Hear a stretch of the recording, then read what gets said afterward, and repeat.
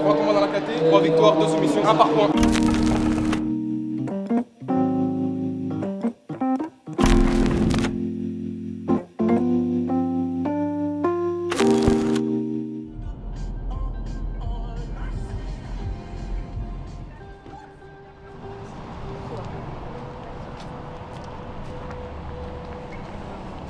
€3,60 le Red Bull.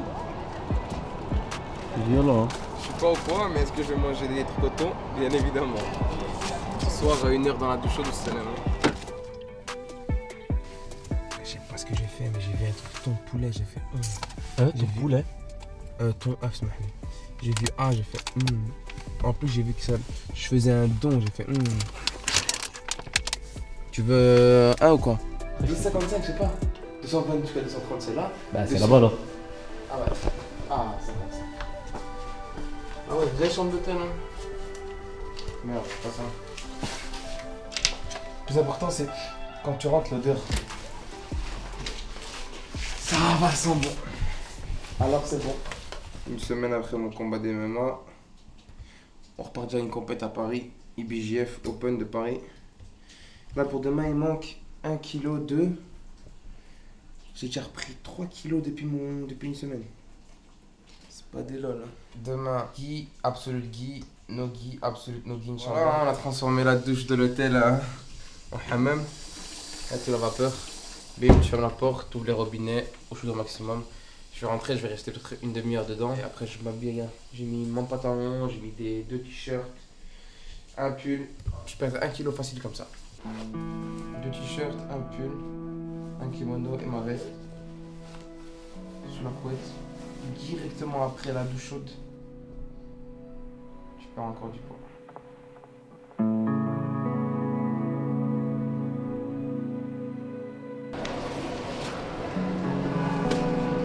Comment c'est beau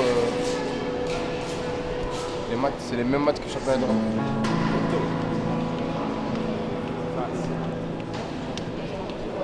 Vraiment beau, vraiment beau. 6,9,5, tout habillé. Je suis large au poids. Finale de Yatan Bueno, AGP World Pro, 120 kg. C'est un mec avec qui je me suis entraîné, il est venu chez nous à la salle. C'est un ami du coach.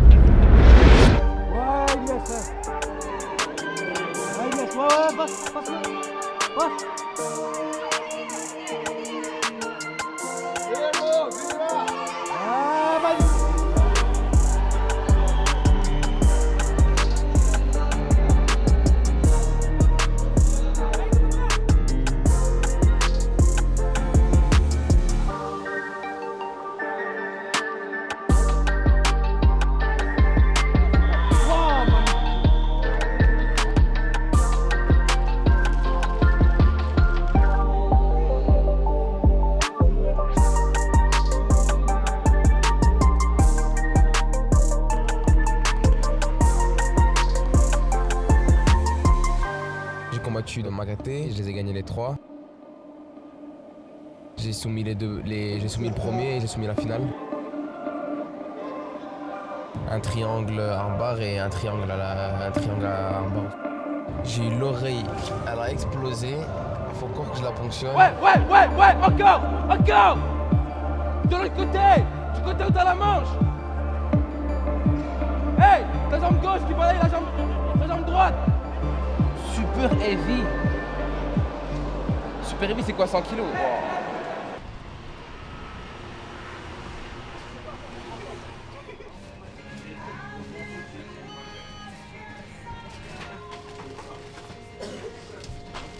Là maintenant on est en retard en fait. Je vais combattre l'open class contre des gros gaillards de 120 kg. Mais là je vais taper une pizza avant. Et après Nogi, mais je sais pas si c'est chaud ou pas Nogi. Donc c'est chaud. Mais j'avais trop faim donc voilà. C'était la compétition où je me suis fait le plus amocher. J'ai eu des hématomes partout dans mon visage. Mon premier combat, je pense qu'il se passait, il voulait m'étrangler avec la pelle ou avec son poing dans ma gorge. Je pense qu'il essayait de faire, mais moi on m'a toujours dit tu te fais pas soumettre quand tu es dans la close guard, c'est impossible. C'est une position d'attaque pour le mec qui est en dessous. Le mec qui est au-dessus doit sortir de la close guard, c'est pas une position pour lui d'attaquer. Il a cru parce qu'il était lourd, il allait pouvoir me taper, mais non, ça marche pas comme ça la vie. Donc après en demi-finale, je tapais un mec qui fait 2 mètres. Au début, je suis mené, donc je perds 3-0 au combat. Il restait 2 minutes, je pense. Je suis au bout de ma vie. Je le sweep. Il se relève parce que, frérot, je peux pas le maîtriser alors qu'il fait 100 et quelques kilos. Boum, je me dis, je veux quand même le maîtriser. Je lui fais amener une low single leg. Je l'amène au sol, je passe la garde et je passe directement sur un armbar et je le soumets.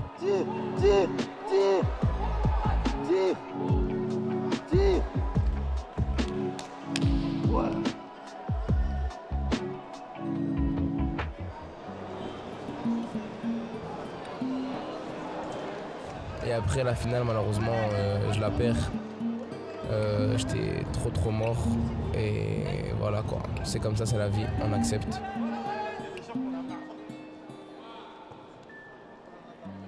Frérot, j'avais pas envie de combattre. Non, en fait, j'avais un short, mais le short c'était pas le bon short. Donc j'ai dû aller chercher un short chez un autre mec qui m'a prêté son short. J'avais un rash guard avec des longues manches, donc il était trop lourd le rash. J'avais aussi pris un rash chez un autre mec. Ah, c'était la galère. C'était la galère. Puis ben, je fais mon combat en Nogi, c'est 0-0. Non, c'est... Non, il m'a pas donné mon avantage. Non, le combat s'est fini avec un avantage pour lui. Ben oui, en fait, il reçoit un avantage au début que je sais pas d'où vient. Même il y avait un coach dans les gradins, il m'a dit, je sais pas d'où il a eu son avantage, il y avait toujours un genou entre. Donc il a reçu... mais pourquoi tu me rappelles des souvenirs comme ça? Comment il a eu un avantage même? Tu sais qu'il devait pas avoir d'avantage, hein. C'est frauduleux. Hein. Après, donc, il est dans ma close guard et il essaye de m'empêcher de respirer en mettant ses 2 mains sur ma bouche et après ses mains sur mon nez. Ça, c'est illégal, tu vois. Normalement, tu dois être disqualifié pour ça. Du coup, l'arbitre, il ne sait pas s'il doit disqualifier ou pas. Il appelle le chef des arbitres. Le chef des arbitres lui demande est-ce que les mains étaient que sur la bouche ou sur la bouche et le nez. Ça aurait été sur la bouche et le nez, il serait disqualifié. Ça aurait été que sur la bouche, il n'aurait pas été disqualifié. Et l'arbitre, il a dit que c'était que sur la bouche. Du coup, il n'a pas été disqualifié. Il m'a pas donné mon avantage à la fin, je lui ai mis une clé de bras, mais il a pas tapé. Le mec, on m'a dit, c'est un légionnaire, il fait la guerre, quand il se fait la guerre, il se met au premier rang. Je pense que c'est un mec qui, de toute façon, n'allait pas taper, je pense. Mais bref, au moins, donne l'avantage, j'ai pas eu l'avantage. Je perds sur ça, mais de toute façon, j'étais tellement fatigué, j'avais même pas envie de combattre, je voulais juste rentrer chez moi. Et voilà quoi. On to the next.